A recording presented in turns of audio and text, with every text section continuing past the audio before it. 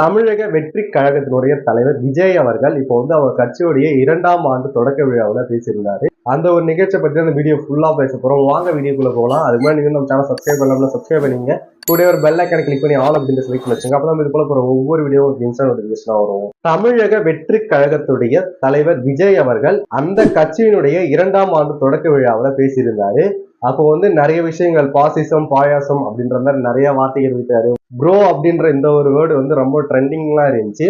So அப்போ வந்து விஜய் அவர்கள் நிறைய இடத்துல ஸ்டக் ஆகி பேசுறாரு, பார்த்து படிக்கிறாரு. இது எல்லாமே நிறைய ட்ரோல் மெட்டீரியலா மாறிடுச்சு. ஏன்னா நிறைய இடத்துல ஸ்டக் ஆகி பேசுறாரு, அப்படியே பேசிட்டே இருக்காரு, நிக்கிறாரு, அப்புறம் யோசிச்சு பார்த்து அப்படிலாம் பேசுறாரு. இதெல்லாம் நிறைய ட்ரோல் மெட்டீரியலா ஆயிடுச்சு. இந்த இடத்துல ஆதவ அர்ஜுனா அவர்கள் அவருடைய ஸ்ட்ராங்கான ஸ்பீச் மூலயமா, ஏன்னா அவர் வந்து நிறைய பேசியிருந்தாரு, விஜயை விட அதிகமான நேரம் வந்து ஆதவ அர்ஜுனா அவர்கள் பேசியிருந்தாரு.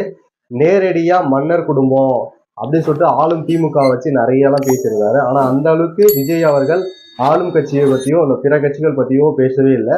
அவர் பேசுறது மும்மொழி கொள்கை, இந்தியை நாங்க எதிர்க்கிறோம் அப்படின்ற விஷயத்த அவர் பதிவு பண்ணவே இல்லை. சொன்னது எல்லாமே மும்மொழி கொள்கையை நாங்க எதிர்க்கிறோம் அப்படின்னு தான் சொன்னாரு. அது இல்லாம மும்மொழி கொள்கையை எதிர்த்து வந்து ஒரு கையெழுத்து இயக்கத்தை தொடங்கியிருந்தாங்க.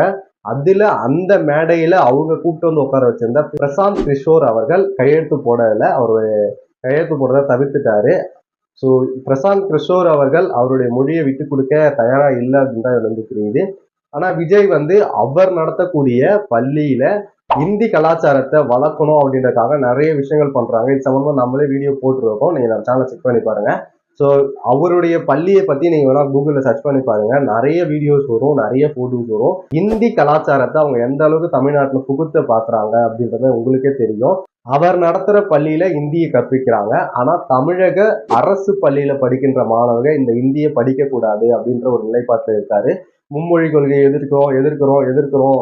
உங்களோட சுய விருப்பத்துக்காக நீங்க எத்தனை மொழி வேணா படிச்சுக்கீங்க, ஆனா ஒருத்தர் மேல 3 மொழி படிக்கணும் அப்படின்னு சொல்லிட்டு திணிக்க கூடாது அப்படின்லாம் சொல்லிட்டு பேசியிருக்காரு. இதெல்லாம் பார்க்கும்போது எனக்கு என்ன தோணுது அப்படின்னா, இன்னுமா அந்த மொழி அரசெல்லாம் நீங்க நம்பிட்டு இருக்கீங்க? தமிழக மக்கள் எப்பவே விழிப்புணர்வு அடைஞ்சிட்டாங்க. ஏன்னா நம்மளே மும்மொழி கொள்கை வேணுமா வேணாமா அப்படின்ற மாதிரி ஒரு வீடியோ போட்டோம்னா நிறைய பேர் மும்மொழி கொள்கை வேணும் அப்படின்னு சொல்லிட்டு தான் கமெண்ட் பண்ணியிருந்தாங்க. அந்த வீடியோ நம்ம சேனல் இருக்கு, வேணா நீங்க பாருங்க.